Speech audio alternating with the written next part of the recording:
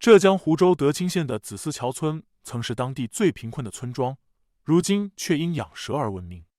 在蛇王杨洪昌的带领下，这个小村庄每年靠养蛇创造3-4千万元收入，村民人均年收入超过6万元，甚至将养蛇技术出口到韩国，成为名副其实的蛇王村。你能想象这个不到1平方公里的村子里栖息着超过300万条蛇，平均每位村民养着5000多条蛇的场景吗？这只是中国蛇肉文化的一个缩影。从古至今，中国关于蛇的文化和饮食习俗可谓丰富多彩。有人敬畏它，崇拜它，将它视为神明；有人惧怕它，避之不及，将它看作邪祟。而在某些地区，人们却将它视为餐桌上的美味佳肴，创造出了各种各样的蛇肉料理。中国人究竟为何敢把这种令多数人毛骨悚然的生物端上餐桌？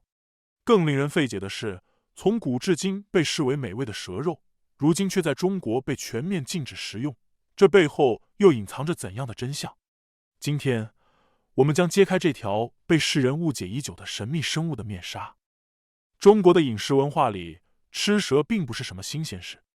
早在几千年前，中国南方地区的人们就已经将蛇肉视为美味，而北方人则对吃蛇这件事感到不可思议，甚至有些反感。这种南北差异一直延续至今，形成了中国饮食文化中的一道独特风景线。有意思的是，当北方人迁移到南方后，他们的后代却逐渐接受了当地的食蛇习俗。无论是广府人、潮汕人还是客家人，最终都加入了吃蛇大军。看来，环境对饮食习惯的影响远比我们想象的要大得多。甚至历史上被贬到南方的著名诗人苏东坡也尝试过蛇羹，并写诗称赞。不过，他的小妾在得知自己吃的是蛇肉后，当场呕吐，后来因此病重不治。这个故事生动地反映了北方人对食蛇的心理障碍。从古到今，蛇肉文化在中国饮食史上留下了深深的一笔。它不仅仅是一种简单的食物，更是区分南北方饮食文化的一道鲜明界限。或许，在这条蛇的身上，我们能看到中华文化的多元与包容。毕竟，一方水土养一方人，南方人喜欢吃蛇，北方人喜欢吃面，各有各的道理。说到中国的蛇肉文化，当然非广东莫属。广东人对于蛇肉的热爱程度堪称全国之最。当年粤菜名厨们创造出的龙虎斗菜肴，就是用三蛇配仪、老猫绘制而成的一道名菜。据说这道菜是广东美食家江孔英在同治年间为自己70大寿所创，用蛇肉丝和猫肉丝一起绘制，因为主料是蛇和猫，故取名龙虎斗。这道菜流传开来后，官场中人若能在江府席上吃过，都会引以为傲，视为不可多得的佳肴。随着时间推移，龙虎斗又演变成龙虎凤，加入了鸡肉，使味道更佳。广州的老字号蛇王满餐馆创始人吴满，在此基础上还配上了菊花，让食客们在品尝蛇肴时能尝到菊花清香，这道菊花龙虎凤由此成名。到了民国时期，生活周刊就曾报道，广州的酒家也很多，好一点的菜要40块豪洋一桌，吃的东西无奇不有。最大的菜是龙虎斗，即狸猫与蛇，不过价钱很贵，而且非冬季没有。令人惊讶的是，上海在上世纪90年代也掀起了一股吃蛇热潮。黄河路上的餐馆以椒盐大王蛇名扬四海，甚至成为商务宴请中压轴的扎台型菜肴。据说当时上海小南国餐厅每个月能卖掉高达4吨的椒盐大王蛇。原来不仅是广东人，上海人也这么爱吃蛇。广西则是中国养蛇业的中心。根据南国早报的数据，广西成品蛇类存栏量近2000万条，占到了全国总量的 70%。仅灵山县中养殖眼镜蛇、华鼠蛇的数量就有420万条，总产值达到11亿元。广西的地理环境特别适合蛇类生存，当地人把蛇的全身都视为宝贝。蛇肉富含8种人类必需的氨基酸，蛇油、蛇血、蛇胆都有极高的药用价值，就连蛇皮也能制成背包、钱包、皮带等日用品。湖南人则喜欢重口味的口味蛇，它的做法类似于大家熟悉的口味虾，麻辣鲜香，蛇肉的紧致口感与湖南的辣酱简直是绝配。当地人相信夏天吃蛇能够预防痱子。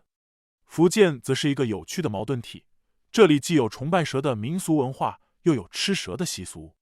南平市延平区樟湖镇堪称虫蛇圣地，每年七夕都会举办虫蛇节，至今保留着真蛇坐轿出巡、迎赛活蛇的传统。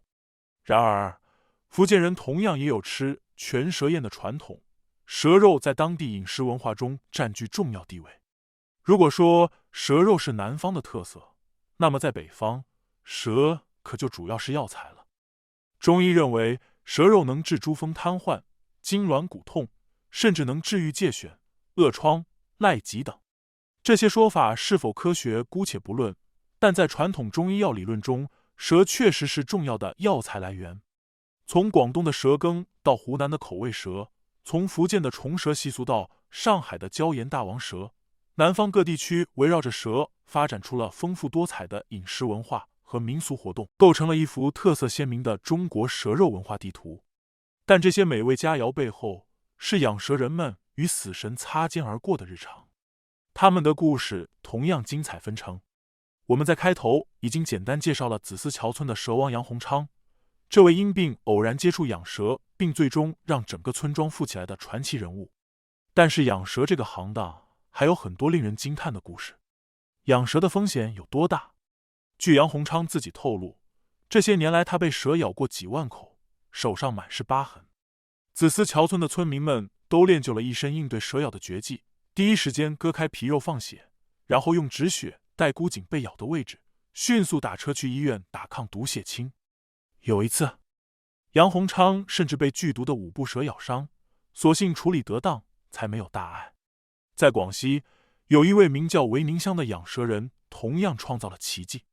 2006年，韦宁香放弃了从事10几年的兽医行业，开始接触捕蛇、养蛇。最初，他只是凭借一个麻袋和一支捉蛇棍上山捕蛇。他总是根据经验，在温度、湿度适宜的角落寻找蛇的踪迹，看准时机，用捉蛇棍快很准地套住蛇的7寸，另一只手顺势将蛇尾提起，就能顺利捉到一条蛇。随着野生蛇资源的减少，他开始转型规模化养殖。经过4年的艰苦奋斗，韦宁乡的蛇场开始盈利。如今，他的蛇场占地12亩，拥有600个蛇仓和3.6万条蛇，年产值达500多万元。凭借着养蛇，他不仅开办了公司，还买了房买了车，彻底改变了自己的生活。在广西扶绥县，有超过6万人从事养蛇相关工作，几乎每个人都有被蛇咬伤的经历，但当地针对蛇咬伤的急救机构非常少。如果当地养殖户被蛇咬伤，多半在当地简单处理后就要送往70公里外的南宁，路上要花费1个多小时，这往往会耽误病情。韦宁香只是众多养蛇人中的一位。在我们的专题视频《中国养蛇人》中，你可以看到子思桥村的杨洪昌、蛇痴胡志明和蛇爷陈良菊如何克服恐惧，应对危险的蛇咬，并通过养蛇实现财富逆袭。民间有句老话，有3种蛇不能抓，一是怀孕的母蛇，二是蛇窝群中的蛇，三是职业捕蛇人不可以吃蛇肉。怀孕的母蛇为保护后代攻击性更强，蛇窝里的蛇属于一个家族，被杀后其他蛇会复仇，而吃过蛇肉的人身上会有气味，使其他蛇闻到后逃跑。对于家庭驱蛇，民间有种植特定植物的方法。蛇胆草中的佛甲素能驱赶蛇类，凤仙花的气味对蛇有刺激性，而杠板龟的茎、叶柄和叶背有锋利倒刺，会伤害到蛇的皮肤。这些植物可有效防止蛇类靠近住所。很多人好奇，为什么那么多人愿意冒着生命危险去吃蛇肉？蛇肉真的像传说中那样有神奇的营养和药用价值吗？从营养角度来看，蛇肉确实不简单。据科学分析，蛇肉中含有丰富的蛋白质，每100克含17至20克，而且脂肪含量极低，每100克仅0.1至1克，比普通肉类要健康得多。广西蛇类研究会会长李其斌表示，蛇类富含8种人类必需的氨基酸，以及铁、钙、锌、硒等微量元素，营养成分相当均衡。蛇肉中特别多的亚油酸对防治血管硬化有一定作用，此外还有滋肤养颜、调节人体新陈代谢的功能。如果有人告诉你蛇肉的蛋白质含量高，而脂肪极低，比很多健身餐还健康，你会为了健康尝试一下吗？在中医传统理论中，蛇可谓是全身都是宝。蛇胆被誉为天下第一胆，能驱风除湿、清火明目，据说连顽固的咳嗽都能化解。蛇血在东南亚被视为神秘的催情良药，价格不菲。而蛇油更是古代美容界的顶级精华液，富含22种非饱和脂肪酸，连现代美容专家都对它的滋润功效啧啧称奇。中医药学泰斗李时珍在《本草纲目》中也对蛇肉赞不绝口，记载蛇肉能治疗瘫痪、痉挛、皮肤顽疾、驱虫防疫等多种疾病，堪称传统医学中的全能药材。然而，现代医学对这些神奇功效却持谨慎态度，很多传统说法至今没有通过严格科学验证，尤其是那些听起来特别玄乎的功效，更是缺乏科学依据。更需警惕的是，吃蛇肉竟然会有脑中长虫的风险。蛇类是多种寄生虫的豪华旅馆，包括蛇形虫、猎头鼬、曼氏蝶弓绦虫等恶客常年居住。如果你不小心吃了未煮熟的蛇肉，生吞蛇胆或饮用蛇血，这些寄生虫可能会在你体内安家，有些甚至会游览你的全身，最终入侵大脑，后果不堪设想。真实案例证明，吃蛇肉的风险远比想象的可怕。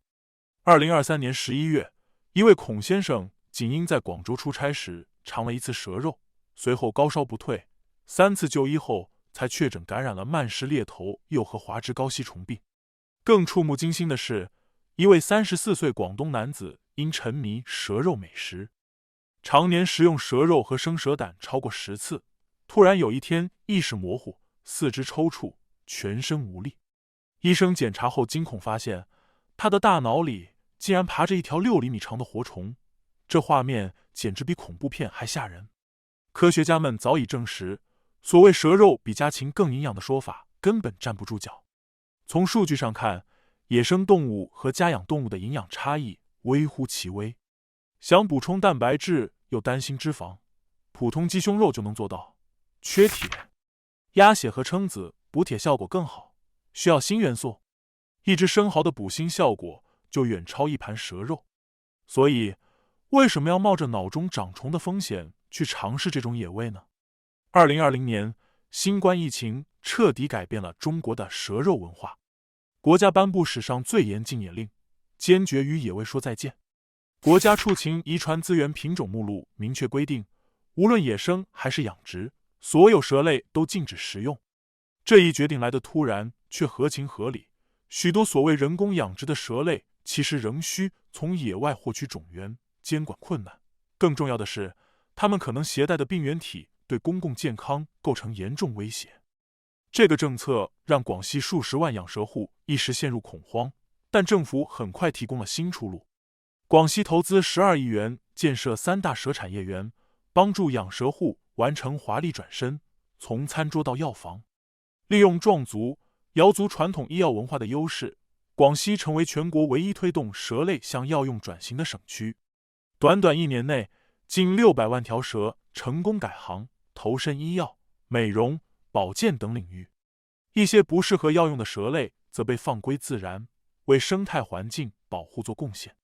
这一转型政策既保护了公共健康，又避免了养蛇户们失业返贫，堪称一举两得的明智之举。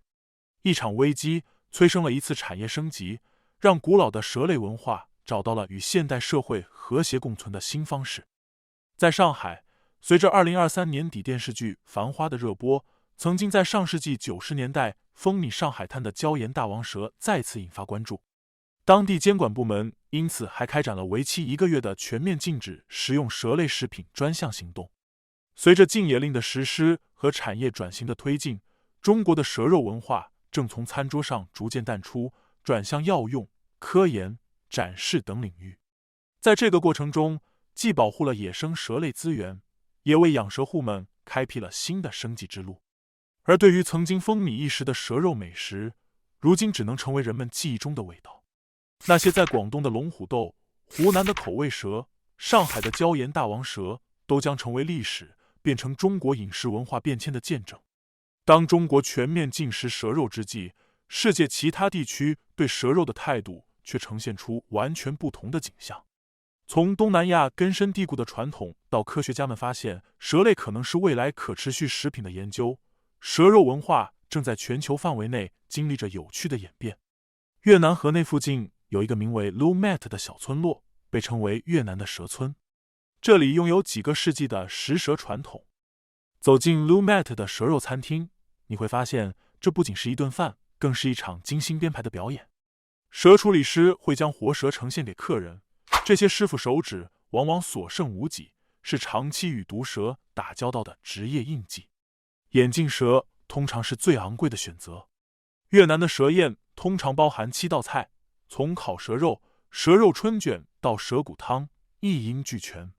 最具特色的是，传统上贵宾可以吃下仍在跳动的蛇心。越南人认为它含有兴奋剂，而蛇肉被视为壮阳药。作为开胃酒，客人会得到2小杯米酒，一杯是血红色的蛇血酒，另一杯是胆汁绿色的蛇胆酒。这种结合美食与表演的文化仪式，在 Lumet 已有数百年历史，至今仍有上百户家庭以此为生。在泰国曼谷唐人街，蛇肉市场同样是吸引游客的重要场所。泰国人将蛇血和蛇胆直接饮用的习俗也已有数百年历史。泰国的蛇酒不仅是将一条蛇浸泡在酒精中，而是包含多种爬行动物和药草的组合。除了各种蛇类，还有蝎子、幼年穿山甲、巨蜥、壁虎，甚至鸟类也会被添加进去。当地人相信，正是这种奇特的组合，赋予了蛇酒在提高性功能和治疗风湿病方面的药用价值。日本有一种名为宇部酒的特色酒品，以波布蛇命名，被视为珍贵的保健品。